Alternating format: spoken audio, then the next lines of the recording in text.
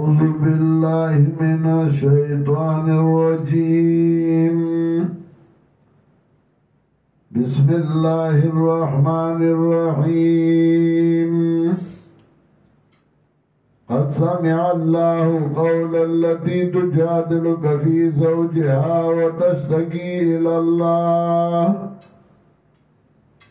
والله يسمع تحاوركما إن الله سميع بصير الذين يظاهرون منكم من نسائهم ما هن أمهاتهم إن أمهاتهم إلا اللائي ولدنهم وإنهم ليقولون منكرا من القول وزورا وإن الله لغفور غفور. سورة المجادلہ مدنی سورت دے. مدنی او مکی دا دو قسمه سورتون دی. مکی سورتون آغی تا ہوئی چاگه دا حجرت نمک کے نازل شوی نو کاغه مدینه کې نازل شوی او قبل ځای کې نازل شوی باغی ته وای مکی. ضروری نه ده چې مکه کې نازل شوی. مدنی سورتونه هغې ته وای چې هغه د هجرت نه بعد نازل شوی او دا ضروری نه ده چې هغه د مدینه منوره کې نازل شوی. رسول اللہ صلی اللہ علیہ وسلم کل مدینہ کے کل خیبر کے کل یوزائے کل بلزائے وجہ کم سورتون دے ہجرت نباد نازل شو ناغیتا مدنی سورتون ہوئی. سورت المجادلہ مدنی سورت دے یعنی دے ہجرت نباد نازل شو دے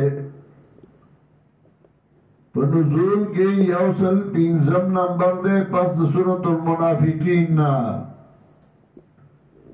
او ترتیب سورتنو کے آتا پنزوستم دے پس سورت الحدید نا. قرآن کریم سنگا ترتیب باندے چزمن مخی تپروت دے چاول فاتحہ بیا بقرہ بیا آل عمران نساء مائدہ نو بدے ترتیب باندے قرآن کریم بلوح محفوظ کے پروتو او کلا چھے وحی براتلان نو بیا بدے ترتیب باندے نوا دکمو آیاتونو ضرورت چھے بو نو اللہ با جبریل امین تا حکم کو او آیاتونو بے جناب رسول اللہ صلی اللہ علیہ وسلم ترارل او دابے و تخودلا چه دا آیت فلانی آیت پسے دے دا صورت فلانی صورت پسے دے نور پسے باو. قرآن کریم دو قسم نزول ہو.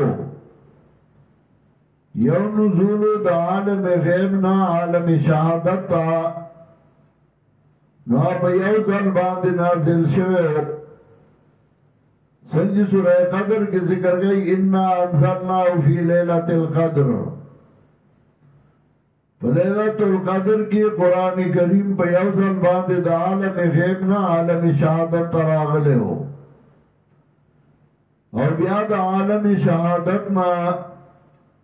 دنیا تا پا دروش کالا کی اللہ را لے گلے ہو کل یو آیات کل بل آیات دکمو آیاتونو چه بضرورتو نو اللہ باغراہو لے گل جبریل امین تا بے ہوئے آغا وقت کی چه آیاتونو برات للے نو کلا کلا باس وجوا و داغید وجنو اللہ آغا آیاتونو راہو لے گل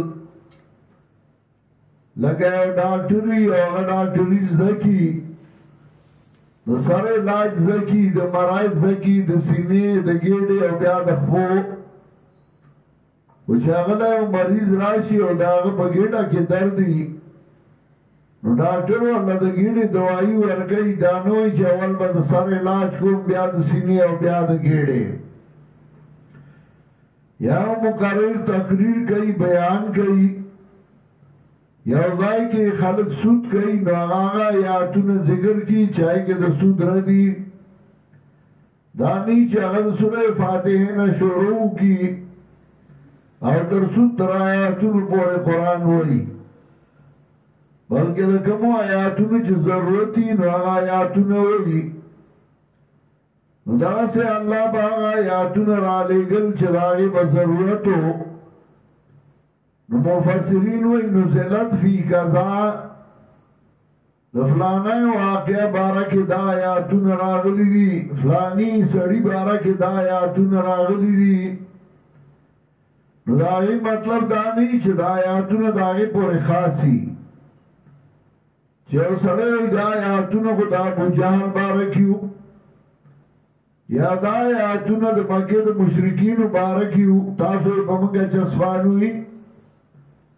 نو بیا د جنت آیاتونه د صحابه مبارکیو نو تا نستفاتی شو ناغا وقت کی مصداق اغیو او چه آغا صفت آغا خوی بچا کے راغے نو آغا مصداق دے دی آیاتونو لکه د شرک درد آیاتونه د مکه د مشرکان مبارکیو او چه چاک شرک راغے نو آغا آیاتونا دا غی بارکی دی او غی مستاق دے و نزلت فی قضا مطلب دا چه آغا وقی مستاق دغا واقعا و دغا سڑیو او چه آغا صفت پچا کے راغے بدی وقی نو آغی مستاق دے او دا آیاتونا دا غی بارکی دی نو دی دا مطلب نوے چیرہ پا من باندے ٹول قرآنو لگو ٹول آیاتونے پا من چسپان گل نتا کہ دا صفت دے نو دا آیاتون استا بارکی دی نزلت فی قضا مطلب دا العبرت العموم لفظ لال خصوص سبب نو اگا خصوص سبب پورے ندا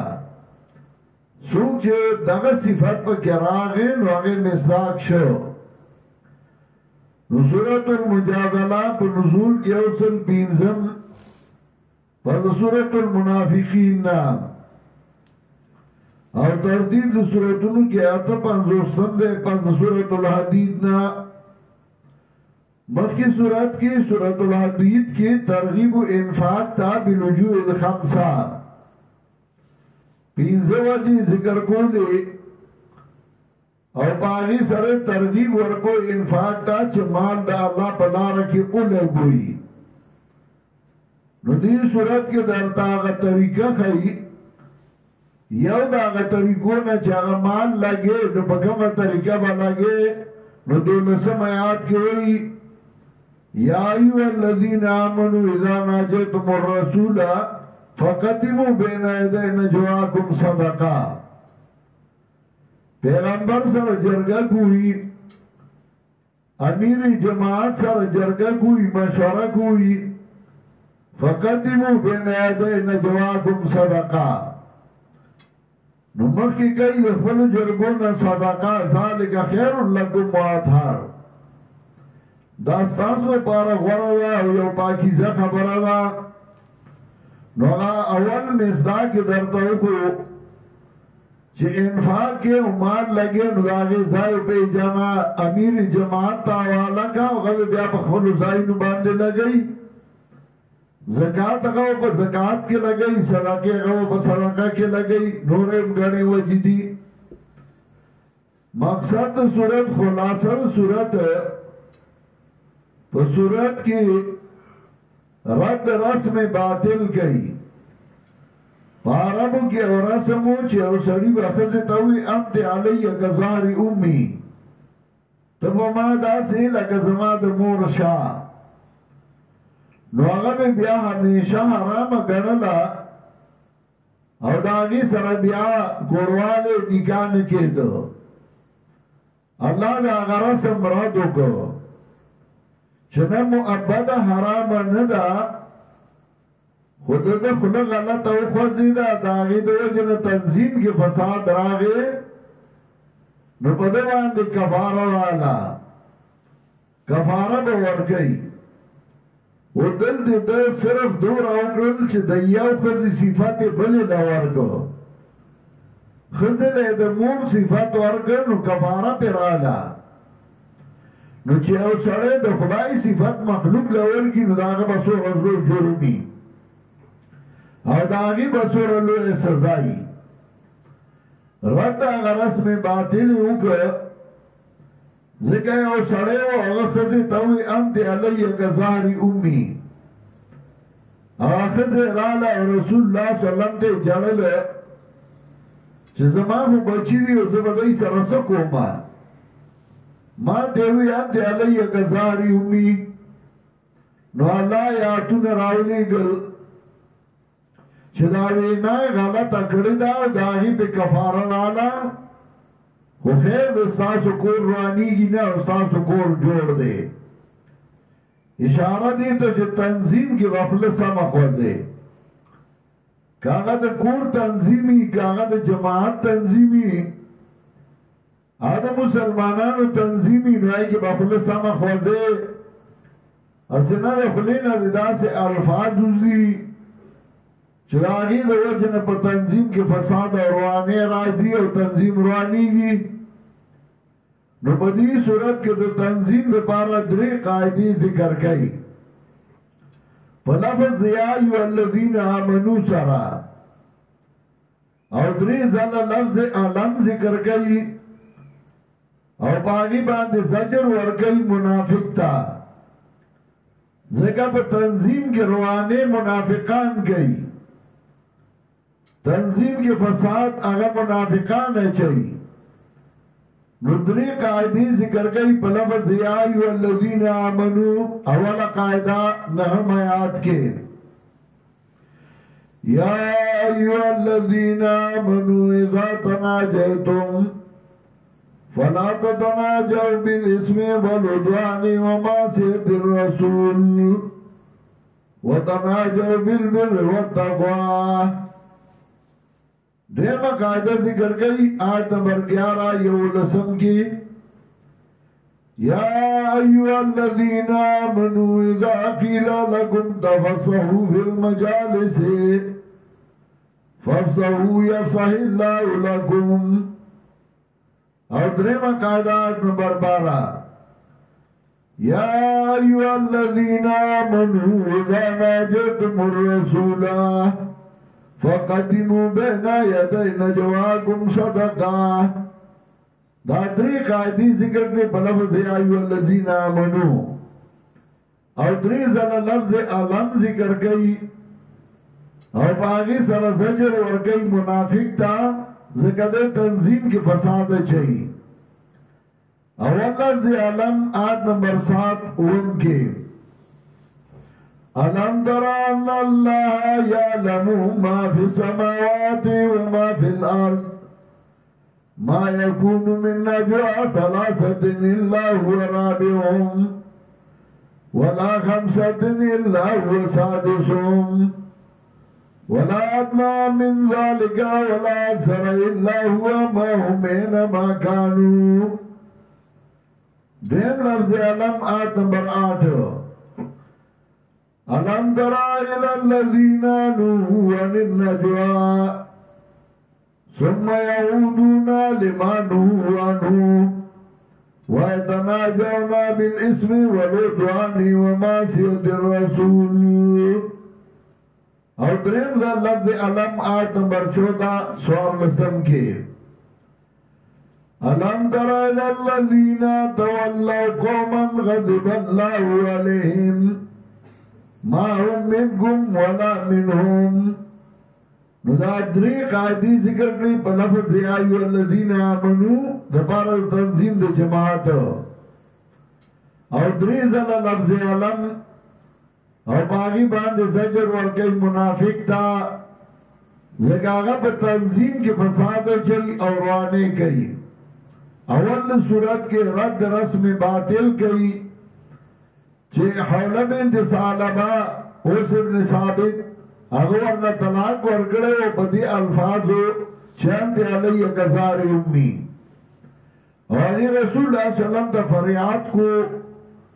چې زما له طلاق په دې لفظ باندې راکړی او دا خو ټول عمر زه جدا شم زه به بچو سره څه کوم نو الله آیاتونه راولېږل د هغې باره کې او د هغې کفاره یې کېښوده په خاوند باندې چې د خو د غلطه خوځولې ده او د هغې یو د تنظیم کې فساد راغلی نو څوک چې تنظیم کې فساد راولي نو د هغه لپاره سزا لازمان ده او هغه د هغه د وینا مطابق ده چې څنګه یې وینا وکړه د هغې مطابق به ورله سزا ورکولی شي ترجمه به انشاءالله سبا کوو